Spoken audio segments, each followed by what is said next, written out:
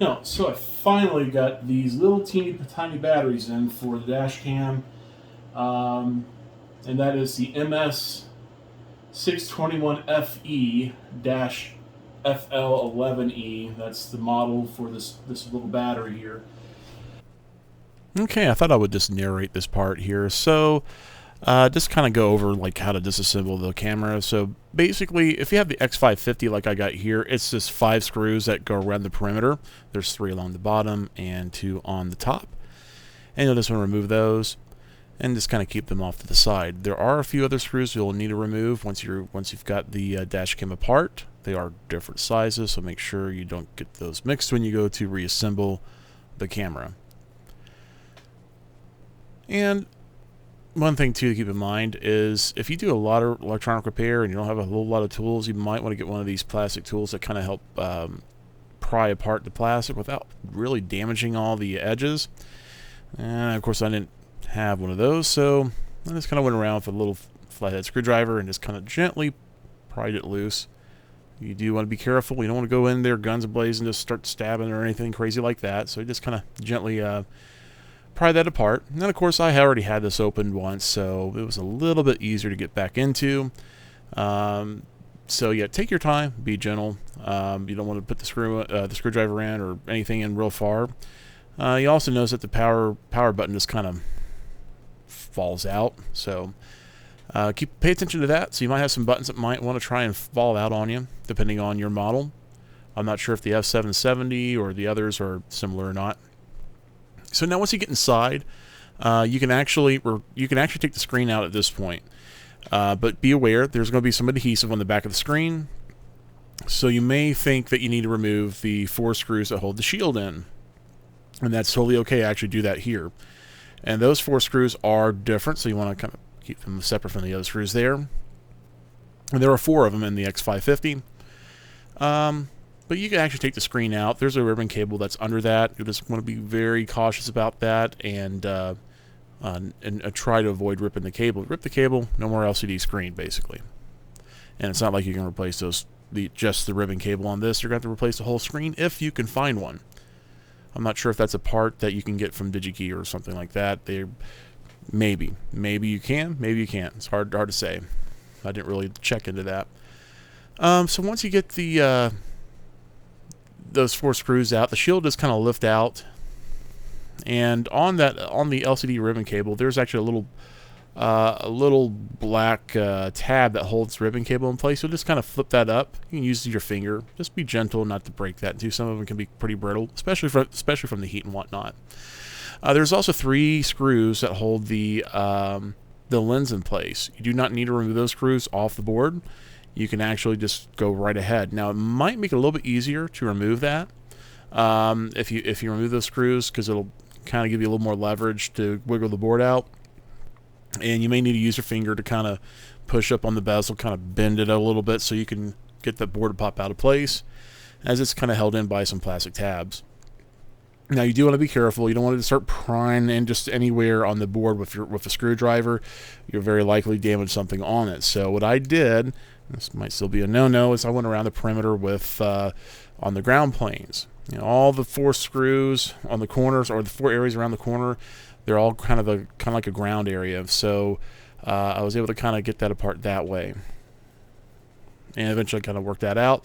The 2 blue capacitors there's a bunch of adhesive on that. Now the second time I took it apart, it was much easier to get out, but the first time it was really difficult. You have to kind of get in there with a screwdriver and kind of get that goop to come loose. So just keep that in mind when you're trying to get that out. Those 2 capacitors are going to stick to the inside of the case. Then the whole thing just lifts out just like that, and that's you're done. Well, almost. You got to remove the battery and put the new one in. So that's pretty simple. You just heat up your soldering iron, and you just melt the solder that holds battery on, and just get it out of the way. One thing I will mention though, don't remove the excess solder from the board unless you have done what I did here and got a big pile of solder that's covered up both terminals. So if that happens, just get some copper braiding like that, and it'll soak up that excess solder. And ideally, you'll want to kind of replace that with some extra solder so the legs of the new battery has something to sit on.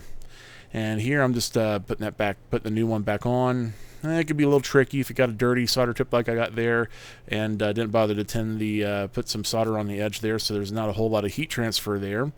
So that's a good little tip if you're like me and don't do a whole lot of repair. You want to get a little bit of solder on the tip, maybe some soldering flux. Soldering flux is good.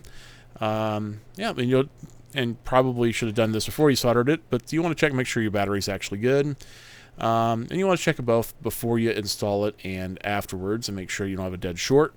In my case, everything turned out to be fine. I had 2.7 volts on there, and yeah, then you just start putting it back together. Now here I'm just kind of making sure that I don't have a cold solder joint, as my solder job did not turn out very clean, but it's good enough.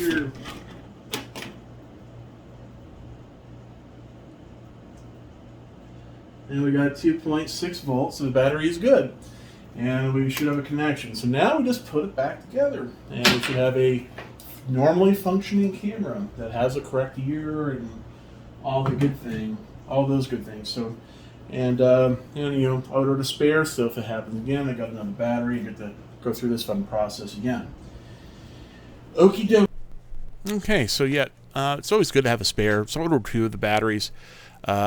And Digikey, they charge like $7 for shipping, so that's kind of where the real cost is. So, and they send in quite a large box. But yep, it's just the same process in reverse. You put the shield back in, put your 4 screws back in, put your LCD back in. Getting that ribbon cable kind of laid out just right, so when you put that, for lack of better terminology, a little flap over. that locks that ribbon cable in place. You want to be extra careful that you don't tear it. Those ribbon cables are easy to tear into, so take your time doing that. And finally, once you get the LCD in, you just kind of go back in, get your power button in place, and pop it back together. And then finally, put your 4 screws back in. Replace them every 3 years. You know what I mean? They're too expensive for that. They should have made the battery, easily replaceable, like open the cover, oh, there's a battery, pop it up, put a new one in. But they don't want to do that. They want you to just buy another one, Just buy another one. This battery costs $2. $2 for this battery. Plus shipping. The whole camera, the whole setup, about $300 to $400. So it's no wonder people just start buying cheap crap that doesn't last. Nope. Anywho, camera's back together, so we'll now test to make sure that it still works, and we should be done.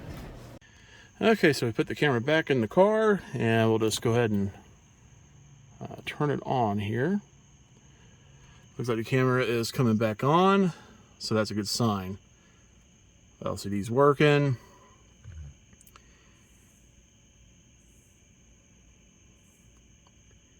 Of course, we won't hear anything. It'll probably tell us oh yeah, I need to put the memory card in. Let me do that there.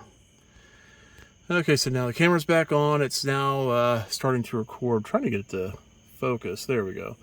So right now it still has the incorrect date, but it does have a usable date, 2016, instead of that. So what should happen, once this gets a GPS lock, it should correct the date and time and all that. Should be good. At least it's the way I anticipate, because there's no way to set the date and time on these. So we'll verify that happens once we get going here.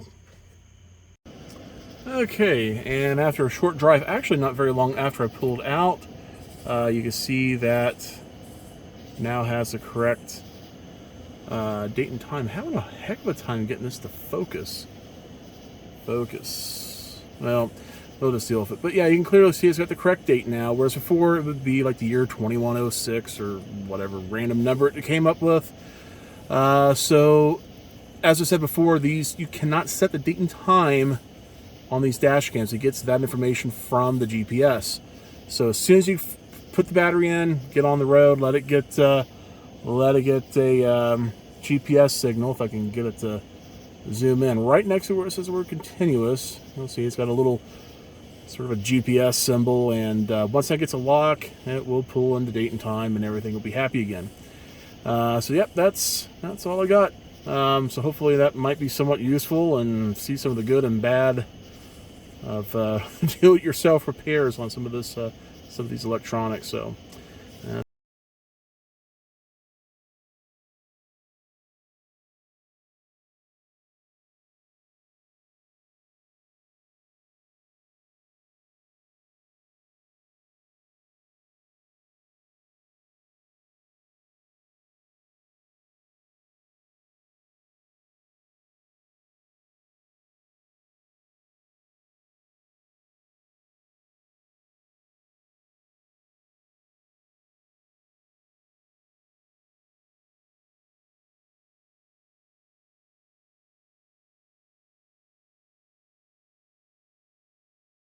That's all I got. Thanks.